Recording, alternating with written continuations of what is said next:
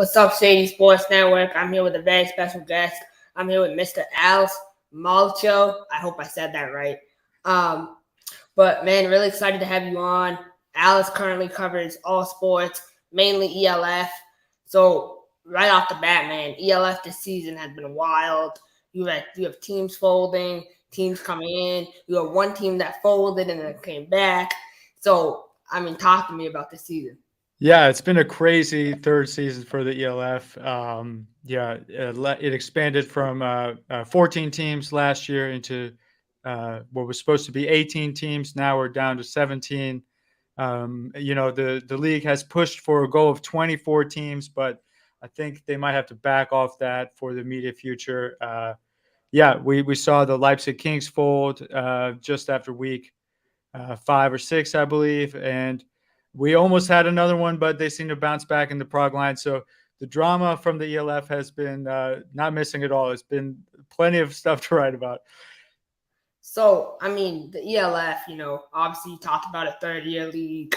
It's an up-and-coming league in the football scene. One thing I wanted to ask you, how do you feel like the quarterback play has been this year? Yeah, quarterback play has been really good. I feel like the defense as a whole has taken a step back. We've seen a ton of points. Last week there were 2 teams that scored over 70 points, but the quarterback play has been good. We've seen a lot of guys that have played in Europe for a long time come to this league finally and bring their experience, their expertise, and success. Throwing for a lot of yards. It's definitely an offensive league at this point and definitely a passing league. There's some really exciting duos between American quarterbacks and American wide receivers on several teams throughout the league. I feel like quarterback play as a whole has been pretty strong. That's awesome. So, one last question about the ELF. Obviously, you're from the United States. You see how big college football is. You play college football yourself. We'll get into that. But the college football fan support here is sometimes, in my opinion, better than the NFL. How is the ELF fan base overall? Yeah, it varies, right, Chris? There's uh, American football in Germany is really big. I think you could compare that to maybe like the FCS level of college football in the States, right? There was one game that had over 30,000 fans earlier this year. There's one team, the Rhine Fire, they consistently are around 8 to 10,000 at every home game. But then there's other teams that maybe they sell everything out and they get 2,000 fans. So the gap is big. That most of the successful teams I would say are around 4 to 8,000 fans at games, with the Rhine Fire leading the pack. So I would compare that atmosphere to maybe like a high level FCS team. Definitely. So kind of going transition to your personal career here. You're from the States, like I mentioned. When did you find an interest in football as a whole? Yeah. So I grew up in Washington, D.C., and my father was a big Packers fan. And we have family from Wisconsin. So I grew up watching Brett Favre. And my dad actually brought me into football as a youngster. In 7th grade, I started playing. My father played as well. My grandfather was a coach for many years. So it's kind of always been in my blood, I guess. So, I came to football at a young age and haven't looked back since. I played high school at St. John's in D.C. and then went on to play at Denison University in Ohio, and then ended up playing a few years out here in Europe. So being a player in Europe, how was your first experience coming to a different country? Yeah, it was crazy. I finished up playing at Denison, like I said, and it's a small Division III school in Ohio, so nobody's going to the NFL, right? Uh, but a lot of my friends were saying, "Oh, I have this job set up. I have this internship set up after graduation," and I actually had my own plan set up. I was going to Finland to play for a team called the Hamelina Huskies. And I remember getting on the flight thinking, what am I doing? Like everyone else is around me is getting a job, moving to, these big cities like New York or Columbus, Ohio. And I'm going to Finland place where I've never been to play ball.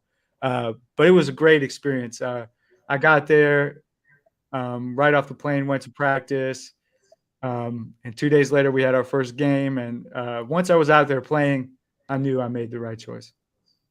For sure. So part of going to a different country is kind of the cultural difference. A lot of people get when I went to a different country, I got kind of culture shocked. I can't even imagine moving to a different country. What was your first experience kind of assimilating with the new culture? Yeah, luckily, when you join a team abroad, most of the team, are from that country, right? So there might be 3 or 4 Americans on the team, and then the rest are homegrown players, as you would say.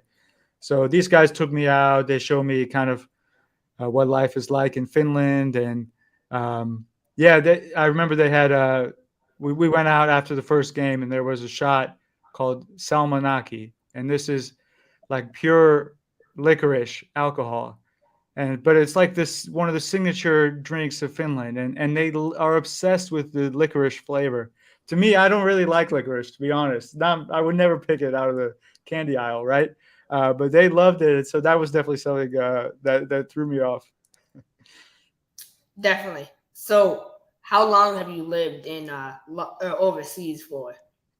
Yeah, pretty much a little bit on and off, but since 2017. So, yeah, 6 years now. Been in London for 3 of those.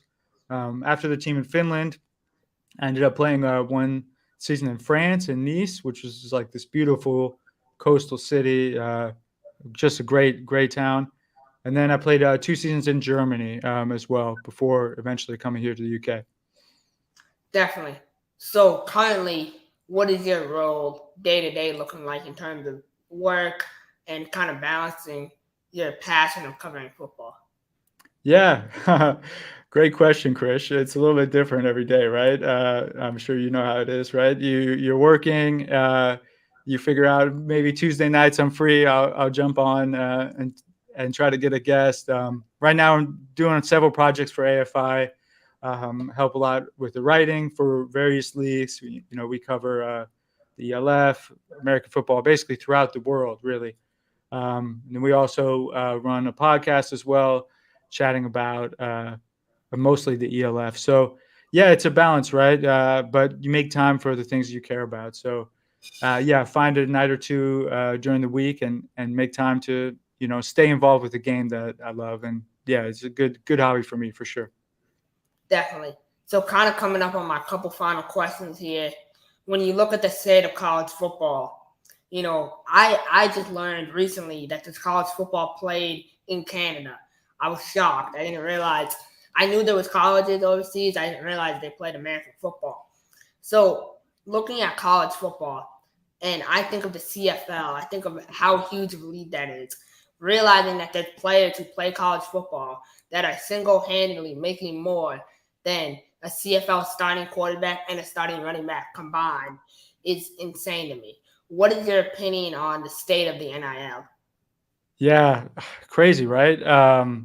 Like the college football that we grew up watching, Chris, is like gone, dead and gone, man. Absolutely, especially now with conference realignment, right? ROP, Pac-12, going to be the Pac-4 now. Yeah, it's a little bit crazy, but to be honest, like this is you make a deal with the devil, right? Like you sign a big contract if you're the Big Ten with Fox or CBS or wherever they're moving now. Um, I think right now the way NIL is not sustainable because there's going to be donor fatigue. So right now, you mentioned like some of these quarterbacks are making crazy money, like maybe Caleb Williams, Drake May, like the main guys on the scene, right? That's a lot of that money is going to be coming from boosters, donors, famous alumni, rich alumni of those schools. But to ask them to put up that kind of money every year with no sort of cap on it, right? Because the price will just get higher, as you can imagine, right? If you're a 5-star and North Carolina offers you 1 million and USC offers you 2, you could see how this could just escalate to crazy levels. So I think the way it's set up now is not sustainable. I think what's going to happen eventually is whether this is with the NCAA or not, the conferences are going to make a revenue sharing with the TV contract, right? So they'll sign huge contract, X million with CBS, with a clause in it that's okay. If you're a player, I guess a football player, right? It would probably have to be sports specific. If you're an SEC football player with the new SEC deal, you're making X amount. And I think until the players are getting a slice of the TV money, it's not really sustainable, because to ask your boosters to put up this kind of money year in and year out, I just don't see it happening. Man, you hit it right on the nail. You took all the words right out of my mouth. I'm really hoping they do that too. I went on a college tour the other day, and they were like, "Oh yeah, this is our NIL director." I'm like, "What NIL director at a Division II school? Like that's Yeah. crazy." Um, but I think it's important to have balance, and it's important for athletes to have to fight, for their spot, not just for money. Because if I'm an athlete right now and I'm making $12 million, why even play football? Why even risk injury when I'm, quote unquote, set for life? So it's definitely a lot of things to consider. Kind of transitioning more to the NFL scene. The NFL this year, wild shakeup. Aaron Rodgers going to the Jets. You have Russell Wilson back in Denver somehow for the second year with Sean Payton. And overall, you look at the NFL, and I feel like the NFL this year is the most competitive it's been in the last 5 years. Would you say the same? Yeah, I mean, I'm really excited for the season. That's my main thing. I watch NFL over college, ELF, anything. NFL is like Sunday tradition for me. That's my main squeeze. And I'm a Packers fan, so I'm a little bit hurt. You brought up the Aaron Rodgers. It's kind of like he won the breakup, is what it feels like. Uh, Especially now he's on Hard Knocks. Yeah, I hate it, man. But yeah, I'm really excited for the season. Just to get back to watching NFL football. Last year was maybe one of the best seasons as far as close games and just like overall excitement. You see the league growing like crazy, getting so popular, especially when you kind of remove yourself a little bit from the States, right?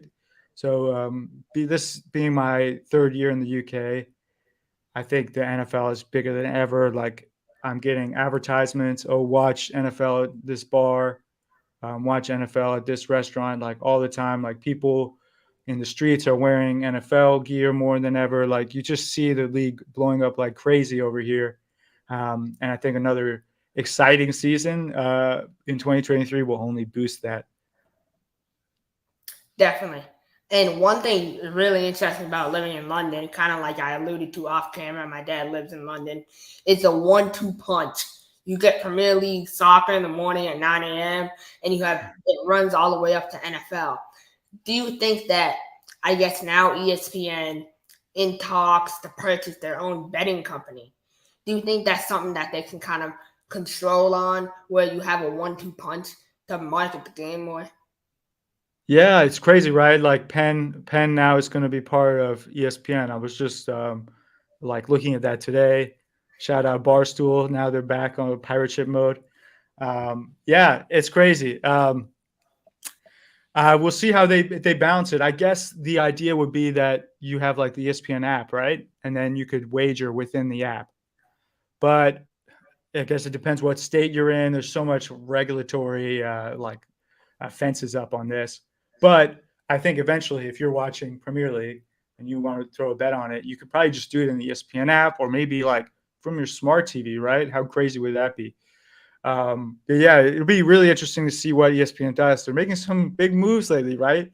Pat McAfee. Now they got this betting thing that's going to be a bigger part of the platform. So ESPN making moves. We'll see how it works out for them. I'm so excited. I'm also nervous. Like, I don't know if that's gonna affect the way they call games. There's just so many factors with that. But we can only hope that it's the best decision for the sport. So my final question to you is: obviously, you made a very respectable move, in my opinion, to be a kid coming out of college, going to another country. That can be kind of nerve wracking. So, how much belief do you have to have in yourself to make a move like that? And how would you take that experience and give advice to younger people?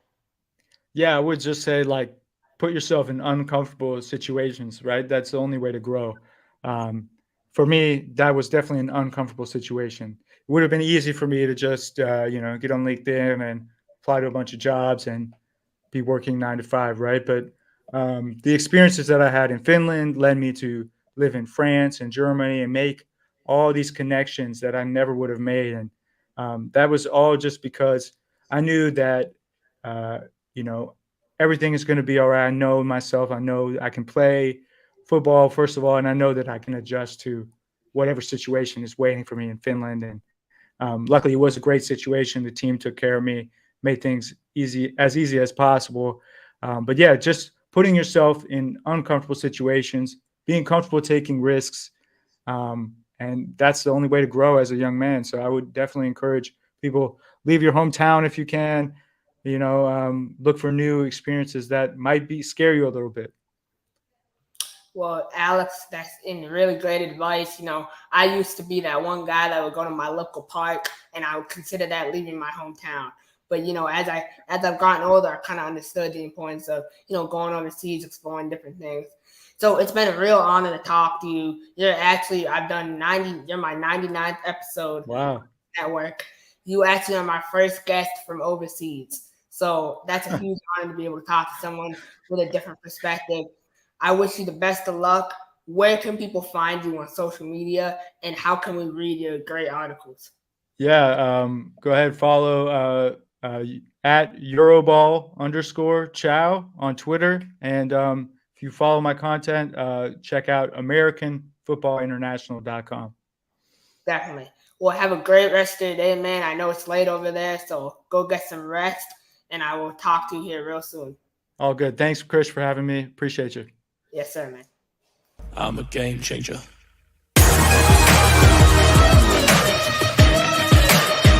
I'm a game changer.